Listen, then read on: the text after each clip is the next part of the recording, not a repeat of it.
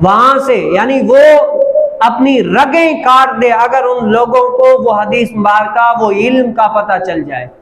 اب شارحین حدیث مبارکہ کہتے ہیں کہ حضرت سیدنا ابو ہریرہ رضی اللہ تعالیٰ عنہ نے کون سی حدیث مبارکہ لوگوں تک پہنچائی؟ عقائد کی، بھائی توحید کے بارے میں، رسالت کے بارے میں، ایمان کے بارے میں، قبر و حشر کے بارے میں کیا کیا احکام ہے، کیا کیا رسول کائنات صلی اللہ علیہ وسلم کی تعلیم ہے، عقائد کے بارے میں، اعمال کے بارے میں، احکام کے بارے میں، جو نبی کریم صلی اللہ علیہ وسلم کی حدیث مبارکہ تھی نا، وہ حضرت سیدنا ابو ہریرہ رضی اللہ تعالیٰ عنہ نے ساری کی ساری امت مسلمہ تک پہنچا دی۔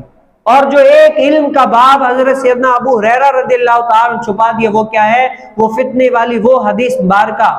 حضرت سیدنا ابو ہریرہ رضی اللہ تعالیٰ عنہ کہتے ہیں اگر میں بیان کر دوں نا لوگوں میں فتنہ برپا ہو جائے، ان میں ایسی ایسی نشانیاں ہیں تاکہ لوگ جان سکیں گے کہ ظالم کون ہوگا، فتنہ پرست کون ہوگا، کیا ہے کس کس میں کیا کیا برائی ہیں، کون کون ظالم ہوگا، کون کون جو ہے نا جابر ہوگا، ان میں تمام نشانیاں وہ ہیں جو نبی کریم صلی اللہ علیہ وسلم سے میں نے علم سیکھا، وہ تمام ہے۔ اگر میں لوگوں کے درمیان وہ علم کا باب کھول دوں، بتا دیتا، تو کیا ہے لوگوں میں فتنہ برپا ہو جاتا۔ اب شارحین حدیث مبارکہ کہتے ہیں کہ اس سے حضرت سیدنا ابو ہریرہ رضی اللہ تعالیٰ عنہ کی مراد کیا ہے؟ یزید پلید کے وہ کالے کرتوت، اس سے مراد وہ یزید پلید کے وہ کالے کرتوت وہ مراد ہے کہ یزید کے جو نشانی آئیں گی وہ۔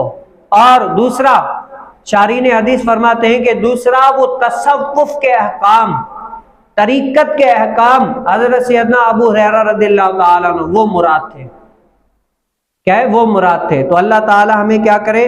رسول کائنات صلی اللہ علیہ وسلم سے دین اور حضور علیہ السلام سے دین کی باتیں سیکھنے کی اور ان پر عمل کرنے کی توفیق نصیب فرمائے۔